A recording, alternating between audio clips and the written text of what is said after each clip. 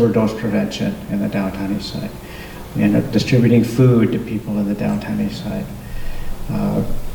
Storing the valuables and belongings of the people who are homeless in the downtown east side.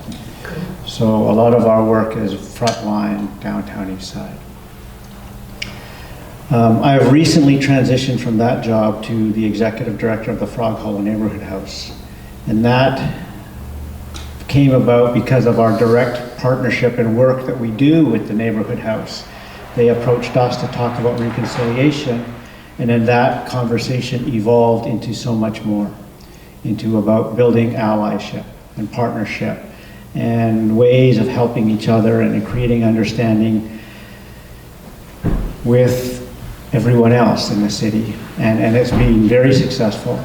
And they asked me to continue the work as the executive director of their neighborhood house. So I've agreed, and that's how that's going to go. And that's so new for me. It's just been a couple of months, and I really have no idea how it's going to end, but I do know that for the past 7 years, I've learned so much from my work at the Community Policing Center. What it's also led to is I'm the chair of the board at the Aboriginal Front Door Society, which is an agency that operates right at Main and Hastings. And we serve the Indigenous community who lives right there. And they're the ones who are operating the storage facility, and they do food programs, and they distribute food every day, and they do referrals and a lot of frontline activities in the downtown east side. And then because I'm one of the executives of an agency, I also co-chair the Metro Vancouver Aboriginal Executive Council, which is an umbrella organization for all the Indigenous agencies that operate in Vancouver, all the nonprofits. There's about 25 of them. That includes the housing societies, the Friendship Center, the Urban Native Youth Association, the Native Education College, most of the major organizations that operate in Vancouver. And then probably because of our work in justice, I co-chair the Vancouver Police Department Indigenous Advisory Committee, along with Chief Palmer. So that's it's only about 1.5 years, 2 years old. And we advise the Vancouver Police Department and the senior management on issues of Indigenous relations and concern. And then I'm also involved in restorative practice. There's a restorative collective was successful in getting Vancouver to declare itself as a restorative city in this past year. And so we're advancing restorative practice and restorative justice in the city of Vancouver, which also includes the Vancouver School District and the Vancouver Police Department. And then trauma. So because of our work in the downtown east side, we've come to understand that almost all of the issues that exist there have their roots in trauma. And just as Gabor Mate has found, the roots of addiction, the roots of mental health challenges, the roots of most of the issues that we face in the downtown east side are in trauma. And so we've become experts in all of these areas. So I've gone back to school and I got training in a specific form of trauma therapy called Indigenous Focusing Oriented Therapy, which is land-based and body-centered approach to healing trauma. And it's been quite effective. And then through that work, we, along with other practitioners of that form of therapy, developed a subset of that, which is called Indigenous Tools for Living. And we're able to deliver that online in 8 sessions of 3 hours each to teach frontline workers how to create a different relationship with trauma. Not only their own trauma, but everyone else's trauma. And through that different relationship with trauma, manage it better and create a different attitude towards it, what we call kind and curious, rather than avoid, deny, hate, bury. And we found that to be very effective, not only with our frontline staff, but with the people we work with. And so we've been able to probably deliver a couple of dozen cohorts of 12 students each across the country. So we deliver this training across the country now using Zoom to 12 students at a time. And so have been able to spread those tools and skills across the country. And that's been pretty effective. And actually I have a cohort starting May 2nd, I think. But my wait list is long. I think I've got a wait list of 60 people waiting and you have to set aside 8 mornings from 9 to 12 on Zoom. So it depends on scheduling and it depends on the funding that we're able to access to make it free for as many people as possible. So, where to start? Question? Yes, I have a question. Can you do that? Say if the community like Lytton needed the healing and they had the funds for it, you could do that for the Lytton community? Theoretically, yes. My limiting factor is always having available instructors. Because it's trauma work, that's why we limit the number of students to 12. And then the student to instructor ratio, each group has 2 instructors and 2 helpers. Because we're talking about trauma, people get triggered. And if you're on Zoom, people just tend to log off. And someone has to go and get them and find out what happened and get them through it and process that so that they don't stay stuck there. And I'm going to say something like that again today. So some of this stuff might be triggering to some people. And if it is, well, I can help. But you got to let me know. I'm going to do my best not to be triggering. But some of it may be. And maybe to start, I will start with a guided meditation. Have you ever done a guided meditation? Yeah.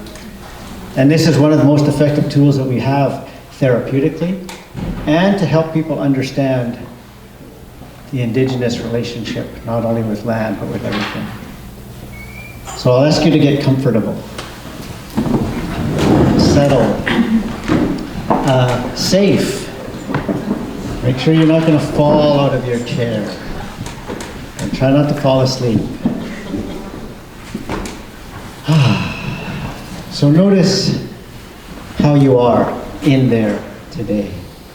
How is your body? How is your breath? Notice how that is. I'm going to take this off too.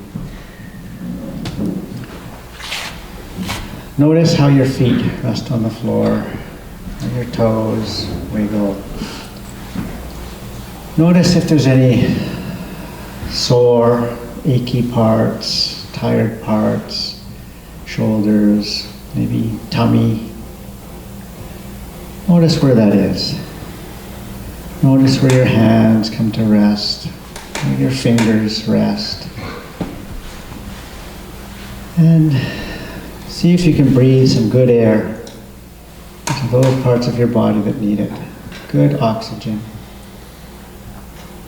And let those thoughts in your mind drain down through your head, down your spine, down to the ground, down to earth. Let those thoughts drain out. Now in your mind's eye, see a good place that you know, a good place of good water that you know.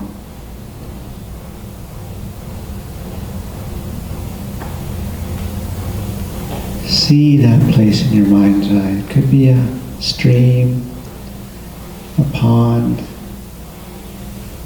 a seashore. See it in your mind's eye. Notice what it's like there.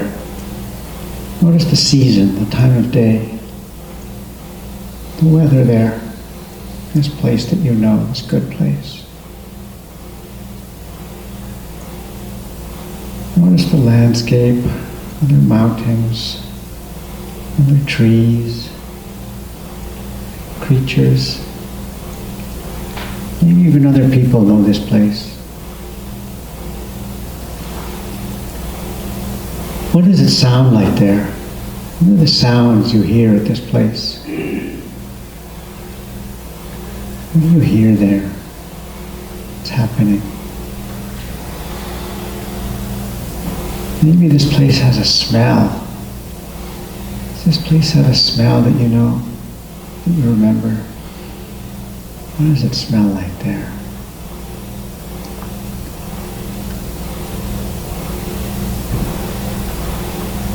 Notice how your body is there when it's at this place. Notice how your body experiences this place.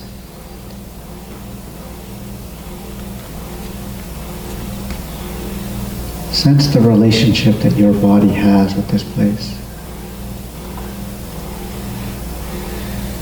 Now sense into the water if there's motion, creatures, rocks. Notice if there's a kind of energy or force or even spirit in that water. Sense the coolness, any flow. And see if you can sense how old this water is. How long has this water been here? How long has this water known this place? All that this water has seen and knows, even about you. Now let your body remember that it too is water. Your body has water, and the water of your body is related to this water place that you know. It's a relative of yours. And because you know it,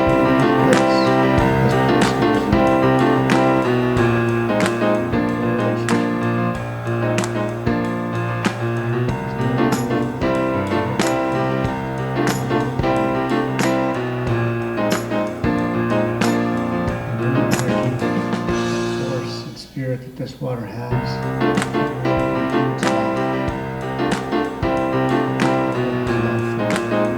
As a relative, as an ancestor. And is medicine for you, and for people, and for everything. So with gratitude, accept the love and the medicine of this water into the cells of your body. Let the cells of your body feel that energy. And remember that sense. With gratitude. And know that this place is always there for you when you need it. A place of medicine and healing and love. To visit anytime you wish. So with a last look around, put everything back in its place in a good way. And prepare to come back with any medicines and healing that you've received there. You come back to this room and notice your body, notice your feet and your toes as they wiggle, and notice your hands and your fingers as they wiggle in your lap. And notice your face and your breath and your eyes as they open. Come back to the room. So that's a little journey, which is different for everybody. I don't know if anyone wants to share how that was, if that was any...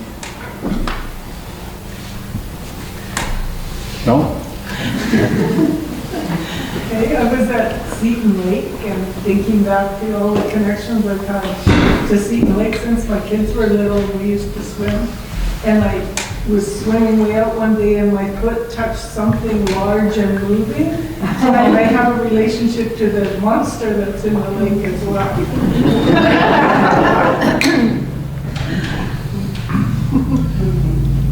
Okay, so that's a tool that we use, and in other ways it can be therapeutic to help people to connect with healing energies in land or water.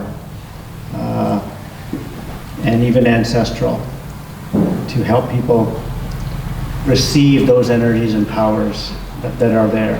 Like, do people go out in nature for healing, for therapeutic purposes. More and more people around the world, and especially people in cities, find that if they don't, we get sick. And then it's very helpful, but it's not one of the common prescriptions that doctors can deliver.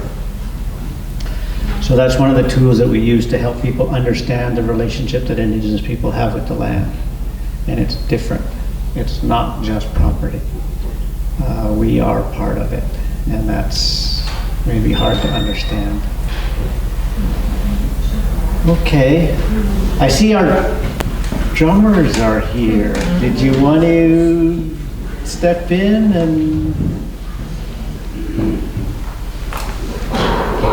open up?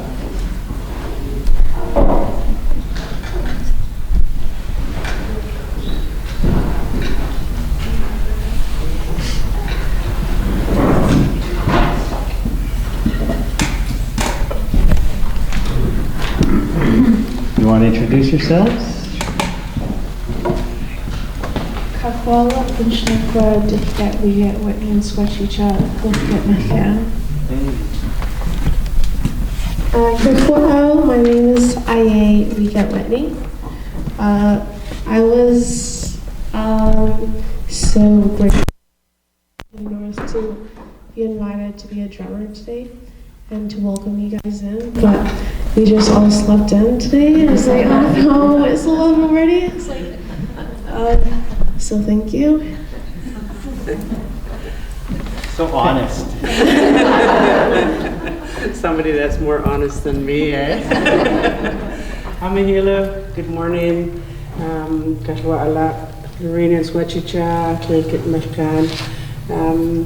Yeah, finally had a very good sleep and very, a lot of great gratitude from my husband for not saying, get up, you're late. He says, no, you look like you needed that sleep. So, I'm very grateful for him. Yeah.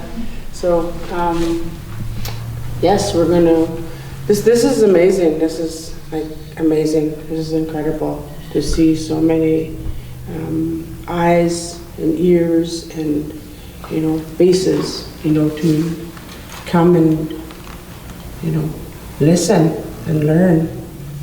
And yeah, that's what I was actually coming to do as well. So to do the drumming is an honor to be asked to do the drumming. So we're just gonna, we don't need to hold that.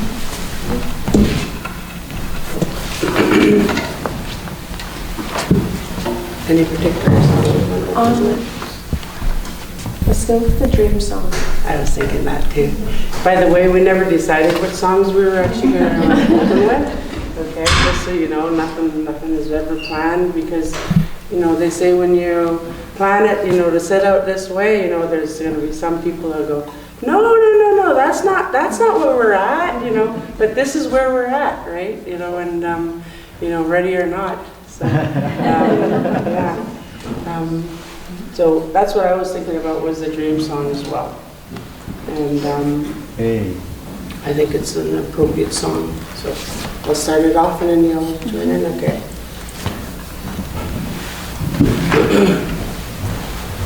And nobody has to stand up. You guys don't have to stand up.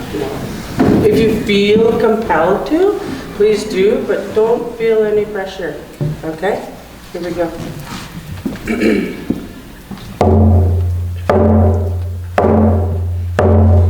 Yeah.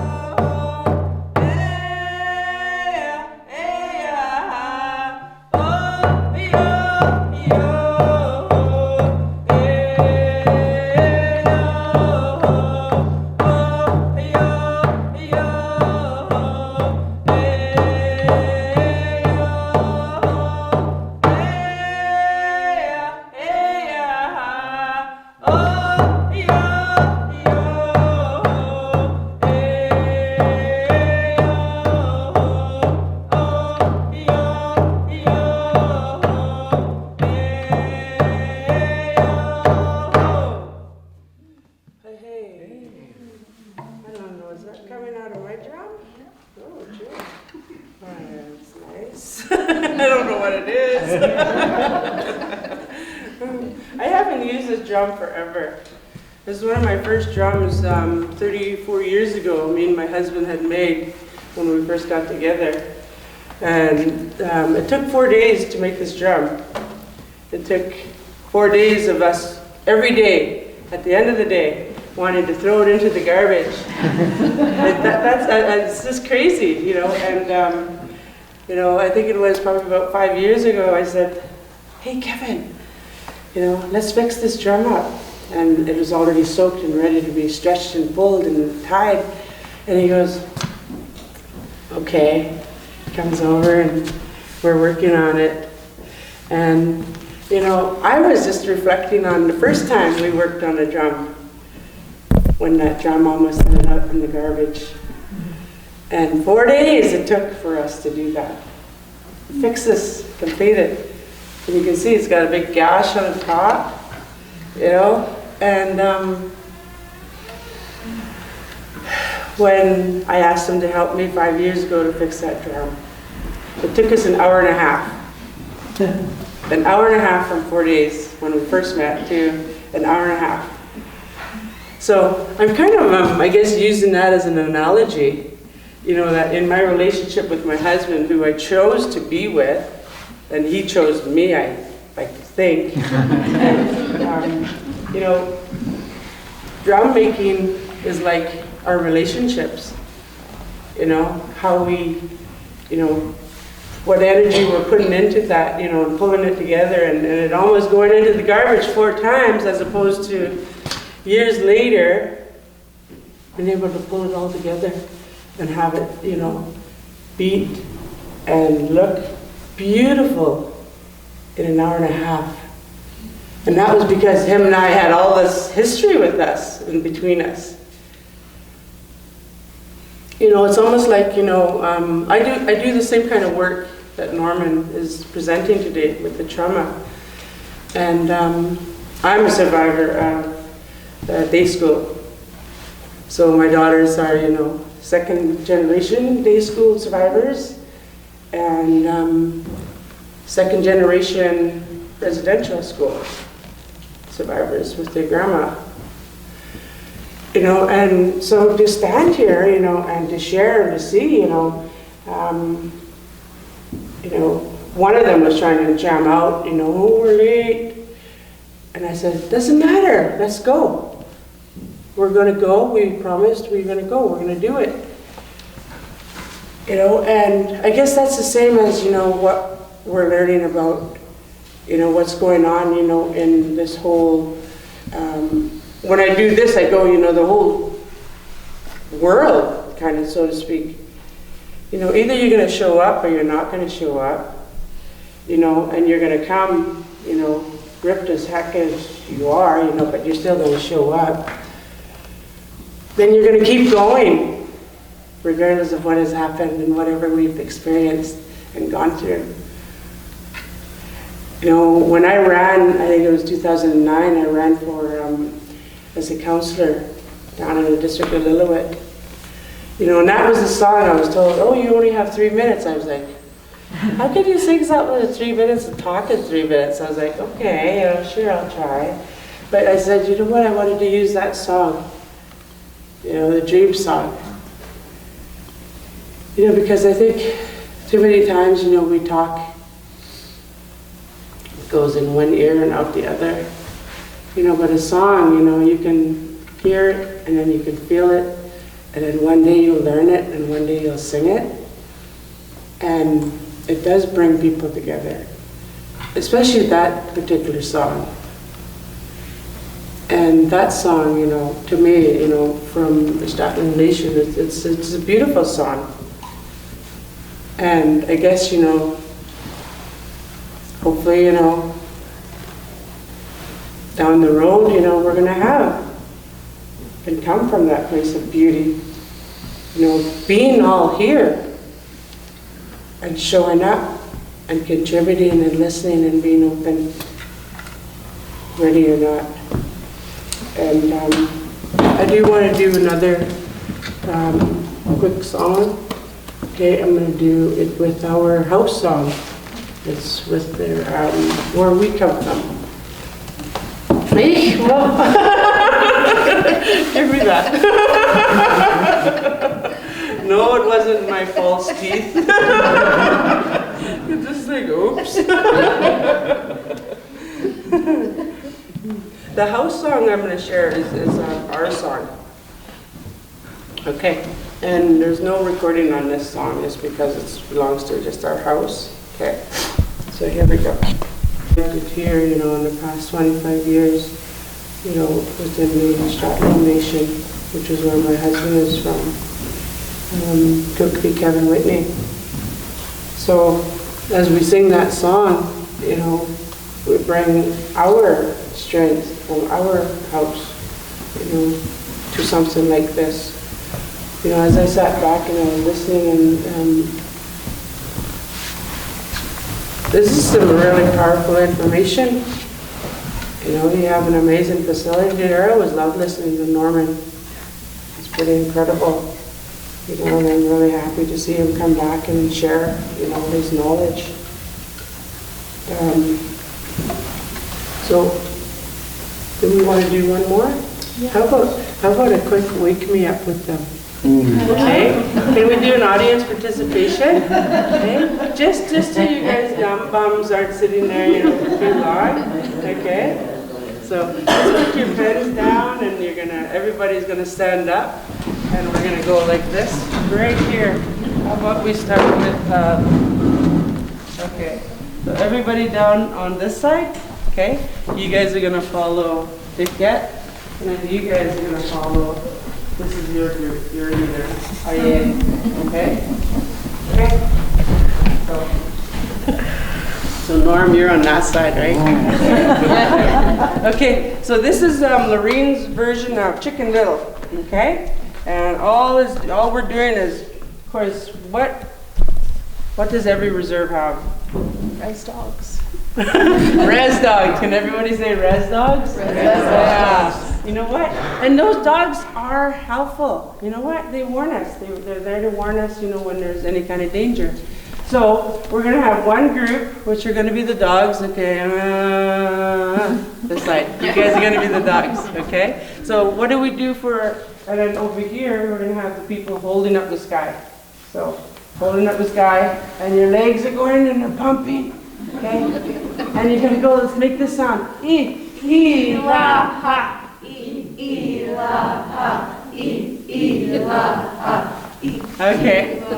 You guys are really good. Okay, we're never going to have to be squished by the sky. So here we go. Let's try it with a drum now, okay? Oh, Mom, okay. we didn't try it. Don't worry. Okay. Yeah? Okay, so over here again. E-la-ha. Use your voices. Okay, now this is the fun part over here. You guys are going to do this one, okay? This is, I want you to put your hands on your knees, or your hands on your, your knees, and I want you to go, woo, woo, woo. You don't even have to jump. You know what? I'm hopping. I meant don't even have to hop. You can just go like this. Okay? But I want to hear your part, okay? Here we go.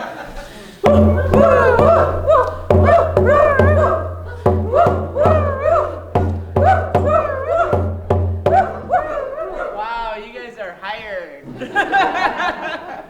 Okay, so let's do that.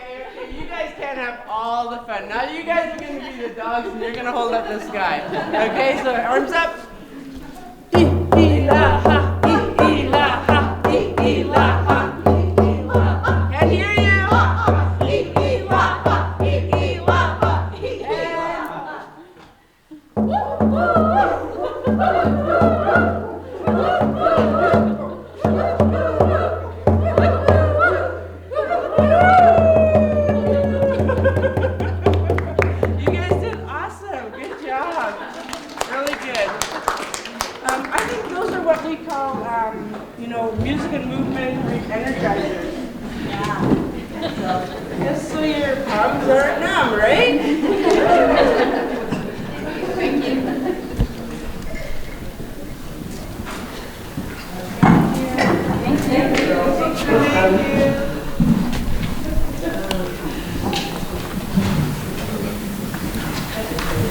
Thanks, now I gotta follow that. Thank you, Heidi, Dr. and Marie, thank you so much.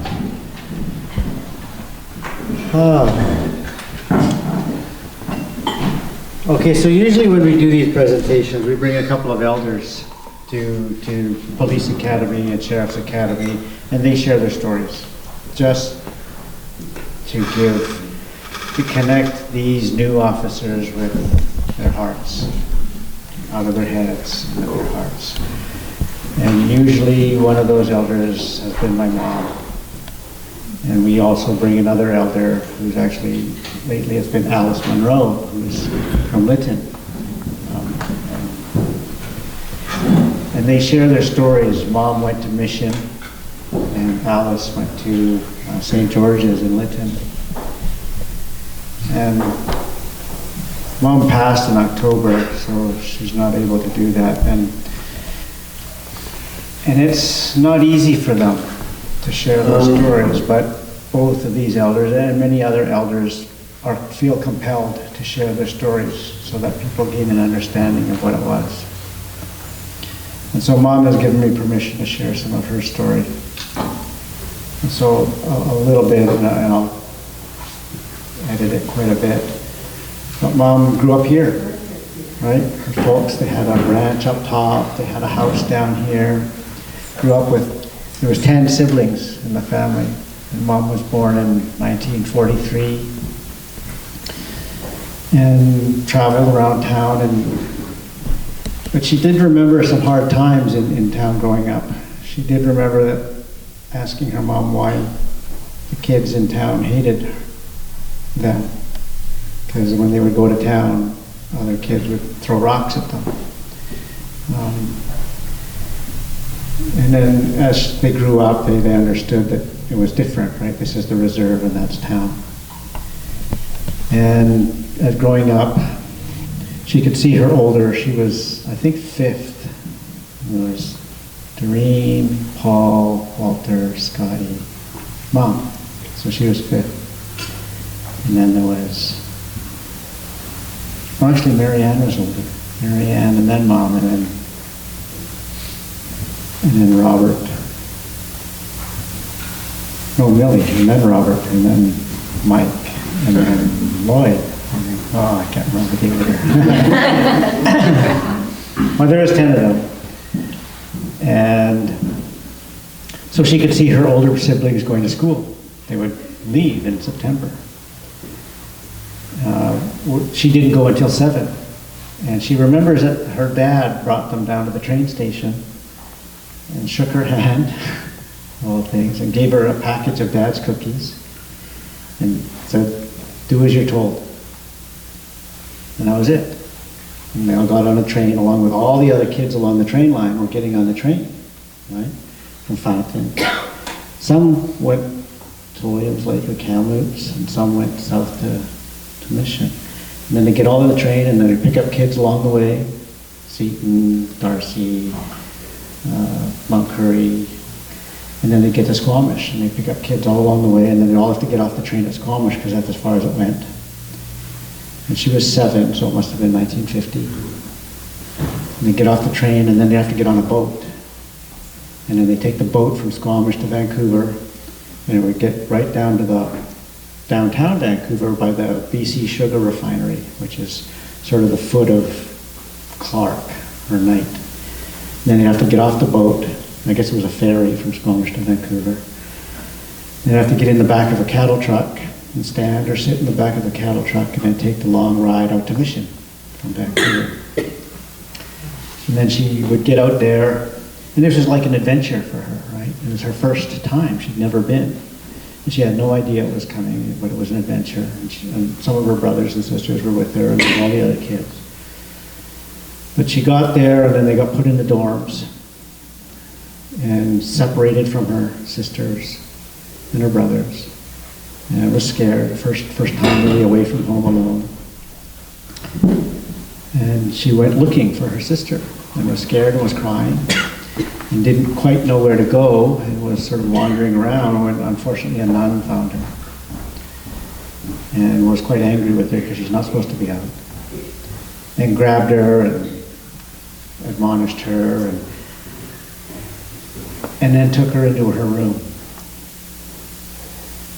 and tried to show my mom how to do things to her. And that's as much as Mom would say about that. Mom was terrified and cried and cried and cried and was of no use to this nun. So finally the nun took her back to bed. And that was my mom's first night in residential school. And it kind of just kept getting worse from there. And if you see pictures of my mom when she was a little girl, 7, she's absolutely beautiful. And her whole life she's been a beautiful girl and woman, which normally would be a good thing. It would be a fantastic thing. Not in residential school. So Mom was a target her entire residential school career. She was popular, unfortunately, with the priests and the nuns and some of the older students. So Mom's entire 9 years in residential school was more and more and more of that. And we never knew. No one ever talked about it. Her parents, both her mom and dad, went to that exact same residential school and were graduates of there and never told them anything about it. None of them. 10 of them. And they all went to residential school for a little bit at one time or another. And so she understood that this was not something that you talked about. And so she never did either. Until many, many years later, we kids kind of forced her.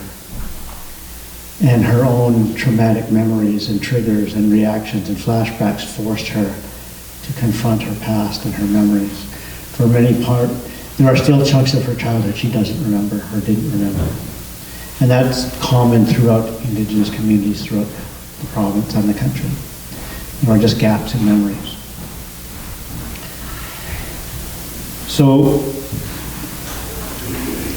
when Mom and Alice tell their stories to these police officers who've mostly completed their training, these are tough men, mostly. A lot of them cry, especially the women. And you could see in their faces that they had no idea. And that's all what a lot of them say afterwards too. We had no idea. And they were so compassionate with the elders after, and they hugged them, and they thanked them so much for coming and sharing their stories. That's sort of their job, is to make them understand, to get them out of their heads as to what they think they know about the history, what they think they know about Indigenous people, and what they think they know about what's true and what's not. And to make them see that these women in front of them, sharing their stories, are real, and that their pain is real, and that the stories are not just stories. And so they were so effective at that. And then I get up and try and comfort the elders and thank them for sharing again. And they've done this, well, probably 6 times a year. A graduating class comes through Police Academy and Sheriff's Academy. And then I say, so terrible, terrible stories I talk to as if I'm talking to police officers. And then say, so in the work that we do, we know with the Indigenous people we work with, we know that these stories exist. These experiences exist in every single Indigenous family in this country. And we can confidently say every single family in this country has history, has that history in their family history. And we can say that because it was the law in this country. It was the law in this country that those children had to go to those schools. And whether we liked it or not, whether my grandfather and grandmother liked it or not, it was the law. And if you resisted, you disobeyed, you objected, well, someone's job is to enforce the law in this country. And they wear uniforms exactly like the ones that you're wearing here today. And they look the same. And they trigger the same reaction and feelings in every reserve across this country. So when you show up to an incident, a report, a crime, and there's Indigenous people there, and they're not happy to see you, and they don't like you, and they don't trust you, and they may even hate you, it's not about you. It's not personal. Don't take it personal. It's the history. So understand that when you show up in that uniform, and there's Indigenous people there, that uniform is a giant trigger for all that pain, all that suffering, all that hurt. And it's not about you. None of it's about you. So don't take it personal. Take a breath.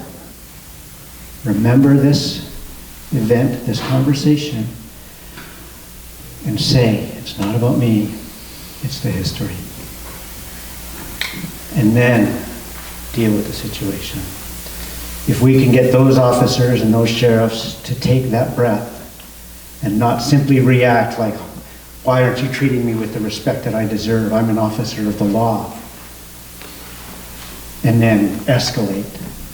If we can cause that pause and reaction, then maybe something better can happen. And we give them other tools to talk about and defuse the situation and create relationship.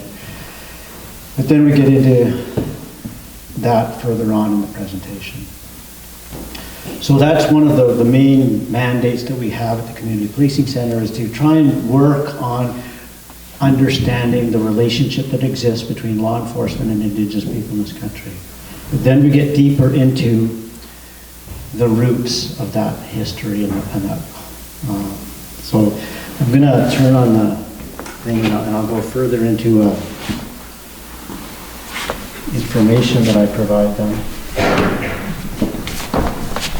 on the screen here.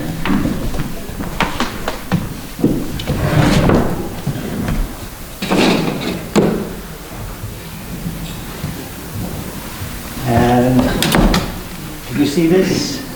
Sort of, there's glare, I'm sorry. I can move it up here.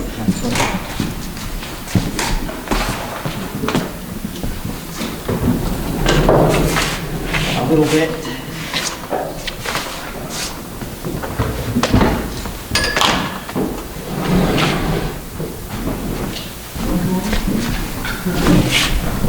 Okay, so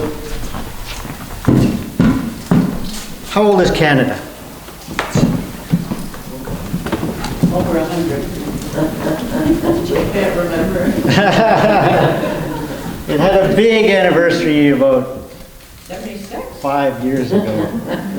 I think it was confederated in 1867, right? That was Confederation.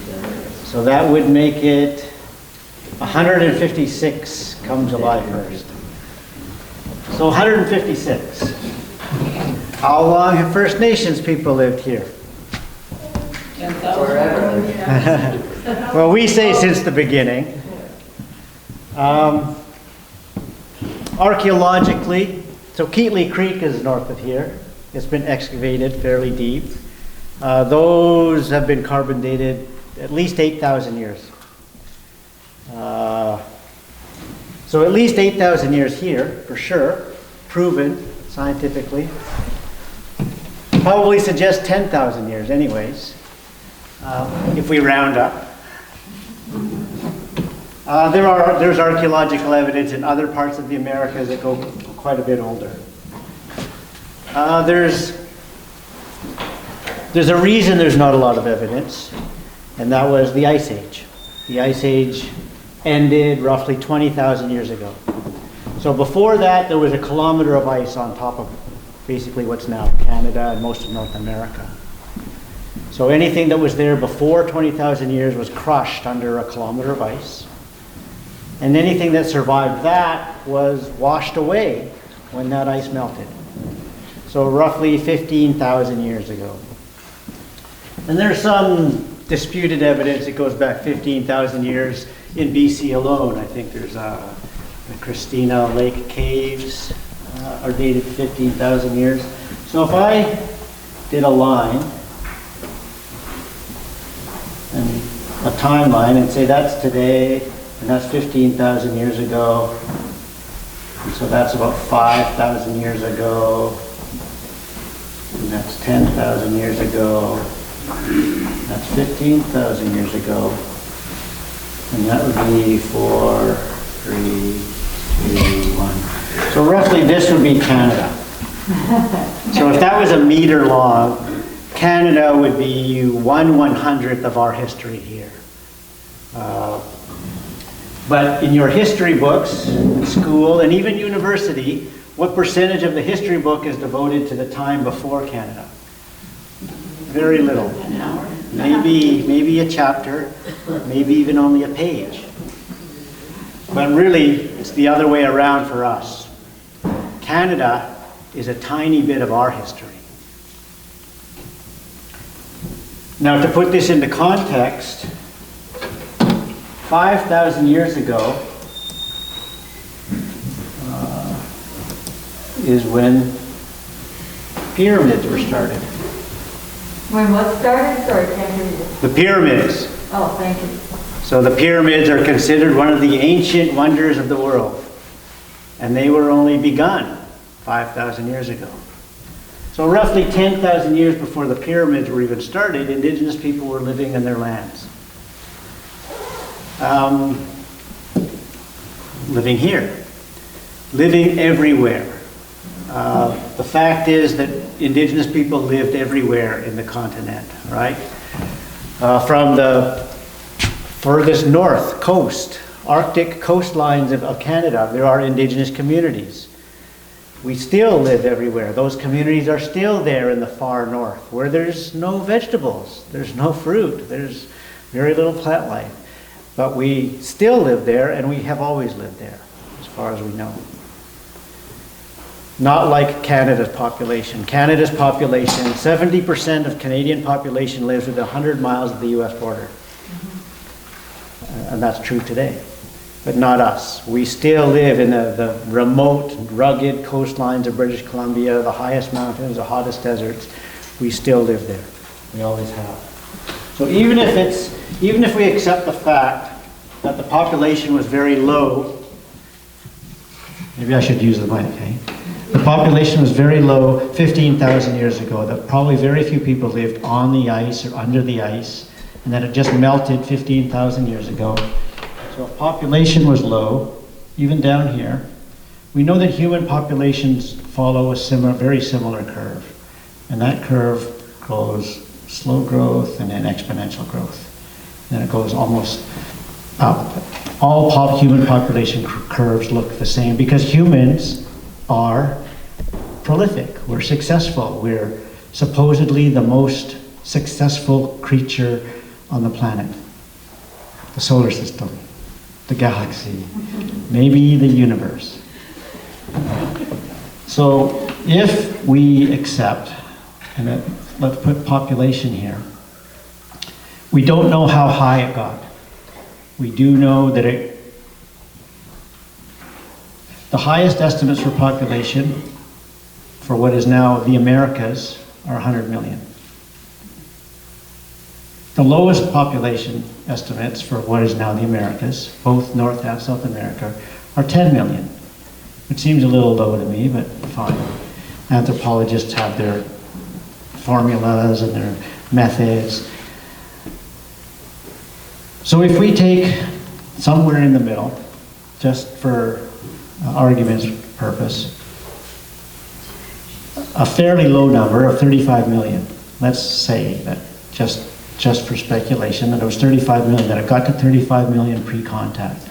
And that's not out of the question, because even starting with a population of 15,000 years ago, and applying a growth rate of 10% a century, it gets to way more than that fairly easily. We know that something happened in 1492. You know what that was? Columbus got lost? Well, he found land anyways, which caused our population to go like this. Straight down. And that was not due to any provably deliberate reason, but it was multiple reasons, in fact. And those reasons include things like, is that too small? Can you see that? It's very small. Small Yeah, box. I'll see if I can make it bigger.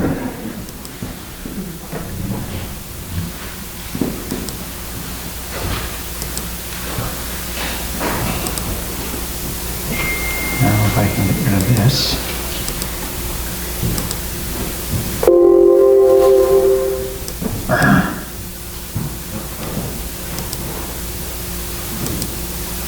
A little better? Yeah. So that was one reason. And so when those diseases arrived, there was zero immunity. So they were terribly fatal. And we spread them to each other. They did, once it landed, it did not need an explorer to bring it. We brought it home and gave it to our family. And then our kids went next door and gave it to that family. And then someone came to help and visit, and then they got it. And then someone from the neighboring community came to help, and then they got it. And we spread it, and it spread like a pandemic across the country, across the continents. And it had its symptoms: cough, fever, runny nose, spots, and it killed people. People got sick, and they died by the thousands and the millions. And it spread. And nothing that had worked for 15,000 years worked on this. And we tried everything. We had survived successfully for 15,000 years, and we knew all the medicines, we knew all the territories, we knew everything that worked, and we were strong and healthy people, and nothing worked on this. And so it had its fatality rate. And so it would spread, and people would get sick, and we would try everything, and nothing would work, and people would die, and we'd have to bury them. And it would last for a year or 2 or 3 or 4 or 5. And then maybe it would finally die off. And the people would catch their breath and say, "Oh my God, that was terrible. We hope nothing like that ever happens again." And then influenza would show up, which is the flu, but it killed us. And it was just as fatal and just as terrible, and nothing worked. And we didn't understand it, we'd never seen it before, and we spread it to each other, and everything that we knew that had worked for thousands of years didn't work anymore. Sweats, having the medicine people, having people come and help, smudge, nothing worked. And the same cycle would happen. It might stay for 2, 3, 4, 5 years, and we'd have to bury the dead. And the survivors would catch their breath and they'd say, "Oh my God, that was so horrible. Hope that never happens again." And then chicken pox would show up.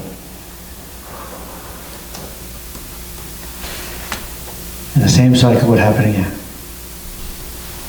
And maybe that would last 2 or 3 or 4 or 5 years. And then something else would show up.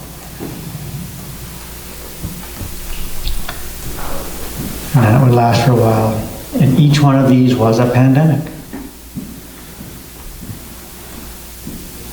I think measles. Did measles come first? And then maybe diphtheria.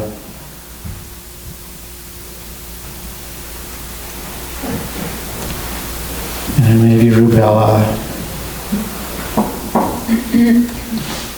And then even the cold killed us. And then we get into tuberculosis. And then you get into HIV/AIDS. And eventually you get up to COVID-19. And each of these things was a pandemic. So this was the age from 1492 until 1900 roughly, was the age of terror for Indigenous peoples, not only here in North America and Canada, but in all of the Americas, because we spread it to each other and we had zero immunity. And this was plague after plague after plague after plague after plague for 400 years. And I tried to imagine what is it like to be to survive that, to live through that. Especially because we know that in 1900 is considered roughly the low point of Indigenous populations in the Americas. And right around 1900, both Canada and the US did a census right around the turn of the century and counted Indians. And the US counted 250,000 Indians. I'll try and increase that.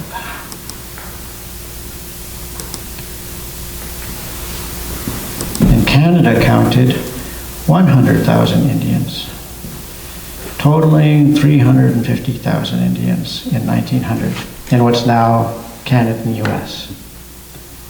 So if we fudge this number, 35 million, oops,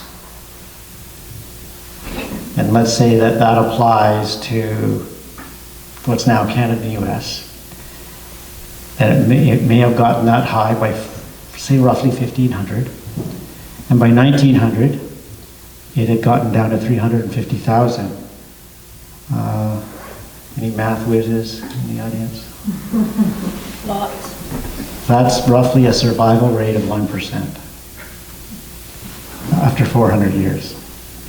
Now these numbers are fudgy, but even if the estimate was only 10 million and the survivors were still 350,000, and that's a census number, that's still only a survival rate of 3.5%. So imagine what it's like to be one of those survivors at 1900, when whole communities, and there are stories, right, even here, people say that smallpox, that whole villages, they would just go back after the winter and they go back to visit their relatives and there would be no one. And all they could do is cave in the pit houses, cave in the posts, because there were no survivors. I wondered, why not just take the hint? Because by 1900, the residential schools have been in place for almost 50 years too. The reserve system has been implemented. The government has enacted laws against potlatch, against lawyers, against land claims. Why not just take the hint and just say, Creator, I'm pretty sure you're telling us we're not meant to be here. But what other qualities would these people have had? Could they have been weak? Could they have been slow? Would they have been less than? Would they have been stupid? No, in fact, in Darwinian terms, these people would have represented the greatest human survivors on the planet at the time. No people had survived more disease, more death, more discrimination, more dislocation, more colonization than these people at that time. And I have to be grateful. In fact, all Indigenous people have to be grateful for them, for their perseverance, for their will to live, to survive, because without them making that decision, none of us would be here. So in fact, these people are the greatest human survivors on the planet at the time, and every Indigenous person alive today is descended from them.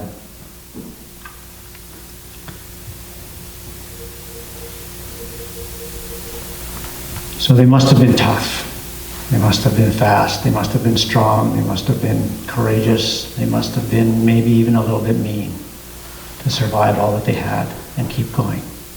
And they did. So this helps to explain some of the other data that we have, which is, if we increase this to 16 again.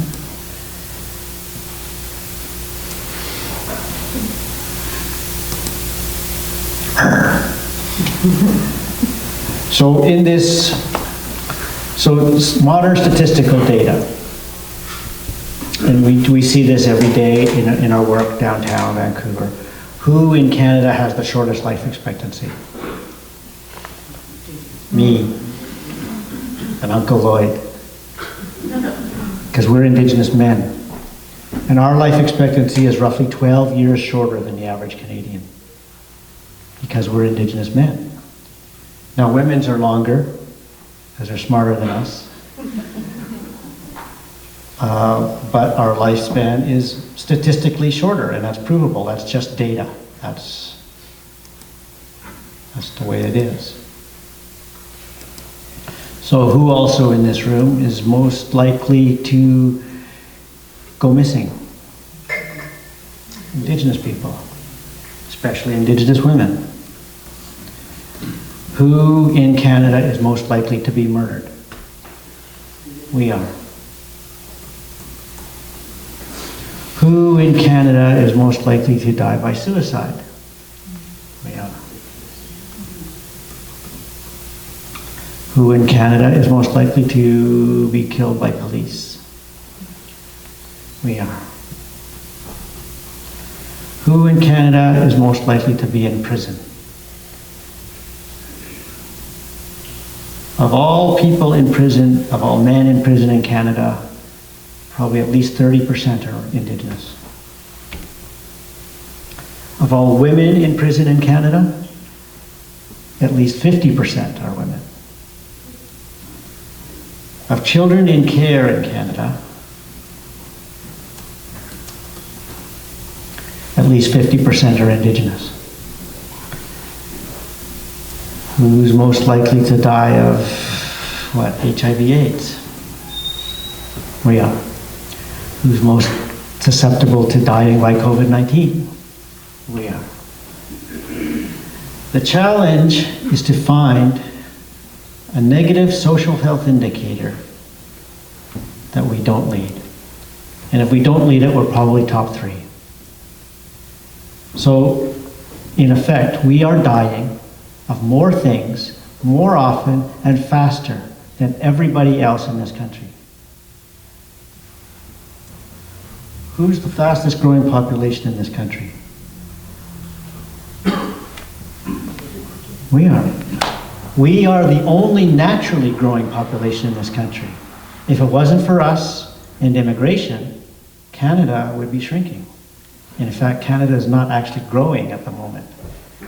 It is kind of shrinking. I think our population was above 35 million for a little while, and now it's below.